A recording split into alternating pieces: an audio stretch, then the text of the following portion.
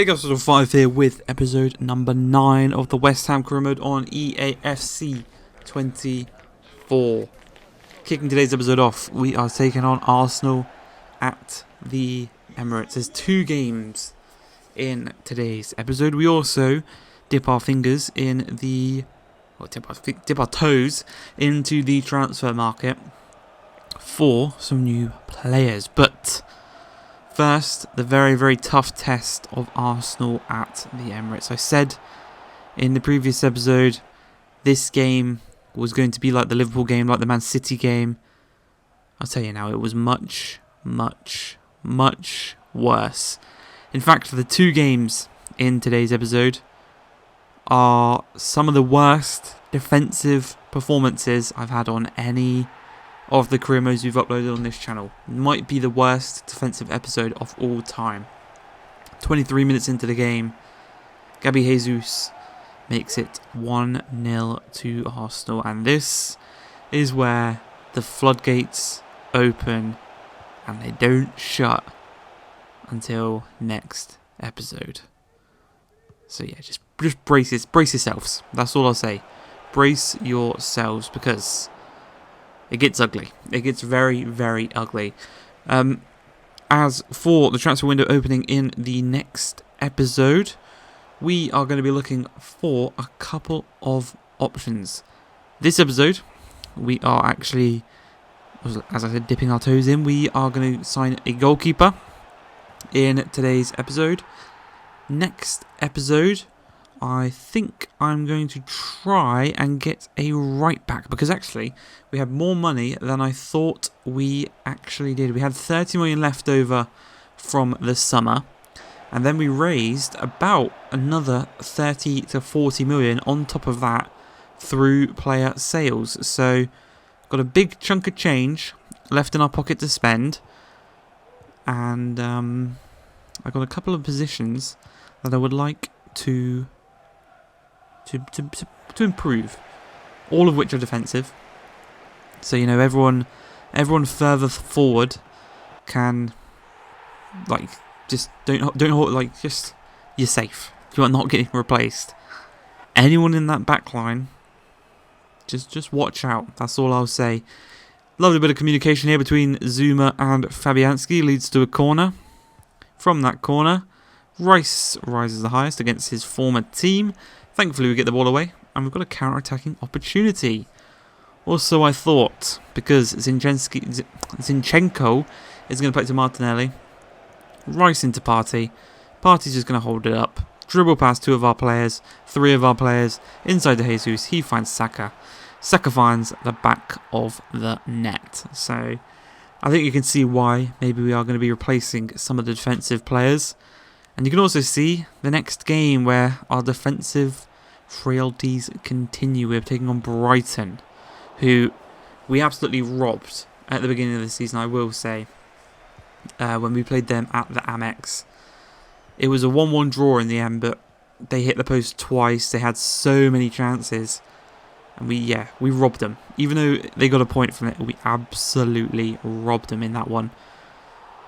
And you can see we're still continuing to concede chances here to Arsenal.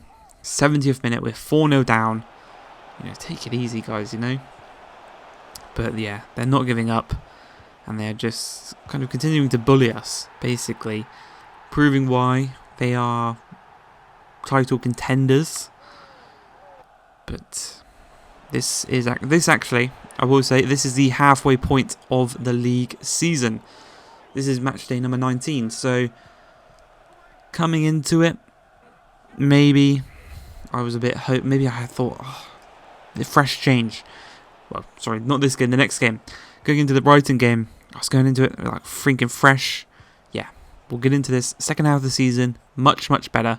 We'll push for the European spaces. We've got the tactic down. We've got the formation down. And then we're going to concede 6 goals to Arsenal. And we're going to, I've been hyping it up this whole time, this game against Brighton. It's just as bad, because I'll reveal it now. No, I won't. I won't reveal it now. You can watch. You can watch the torture that is this coming game against Brighton. But obviously, should we not get to this end of the season, should we get to the end of the season and we have not won the FA Cup, we've already been knocked at the Carabao Cup, so we can't win that. We've not qualified for European football through the league, and we've been knocked out in the Europa League. I think the realistic thing to do is to kind of, in quotation marks, sack ourselves and move on from West Ham, unfortunately. Should the game not sack us earlier than that, if I'm being realistic, because it is a real possibility that could happen.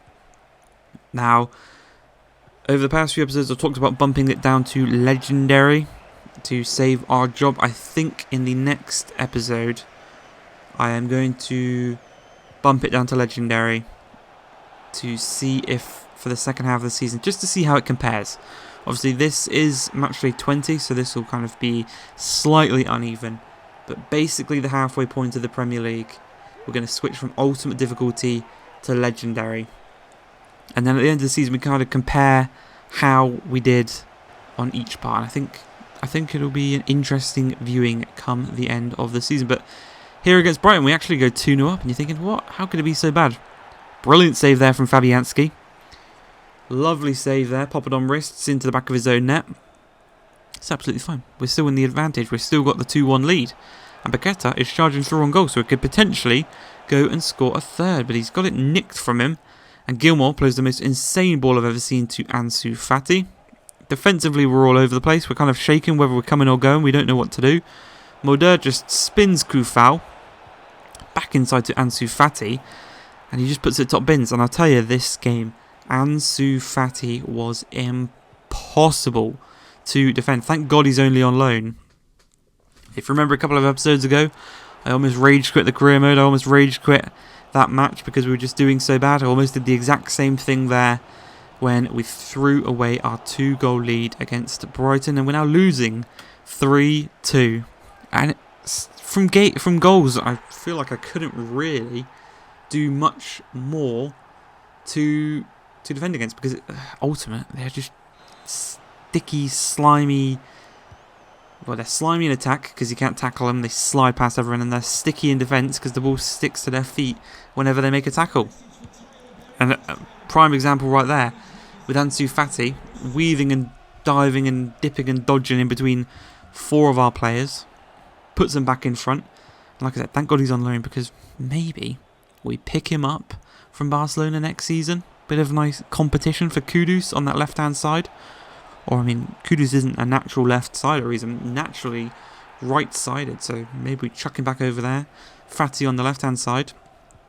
But the score is now 5-3. 2 minutes remaining in this one. Pascal Gross finds his man. It's a little 1-2. And yeah. Fabianski. Thank you, Fabianski. Drops a 4.0 in this one. You can see Lucas Paqueta dropped a 9.0. The only man who really did anything in this game, apart from Tammy and Nonto, who both scored. But you can see here, both goalkeepers have 2 clean sheets this season. That is in 28 combined appearances, 4 clean sheets. You can see the average ratings on both of them. So things must change. So we're going to dip into the market for a new goalkeeper. Giorgio Mamashvili. We're just going to call him Georgie. 30 million. Didn't quite kind of find the balance between ourselves and Valencia. But a 23-year-old, 81 overall. He's going to come in straight into the first team. Starting goalkeeper. Areola is obviously left to join Brighton at this point. So we say goodbye to him. Our 2 goalkeepers are now Fabianski and Georgie. Next episode, I think I'm going to try and persuade Keylor Navas to come and join us for maybe a 2 years, maybe. Then we can release Fabianski at the end of the season because I'm done with him. And then we'll have about 30 million left in our transfer budget, give or take, to spend this window. We're going to end today's episode, though, with an offer for Kurt Zouma. Manchester United want him. Now, there's a player at Manchester United that I want. And in the next episode, I'll tell you, the deal does not go through because they do not want to pay the 30 million for him. But in the next episode, I think I'm going to use him as a bit of bait to try and get our man that we want. But I hope you guys enjoyed today's episode. I definitely did not enjoy it when I was recording it, but hey ho. If you have enjoyed, please like, subscribe, and peace.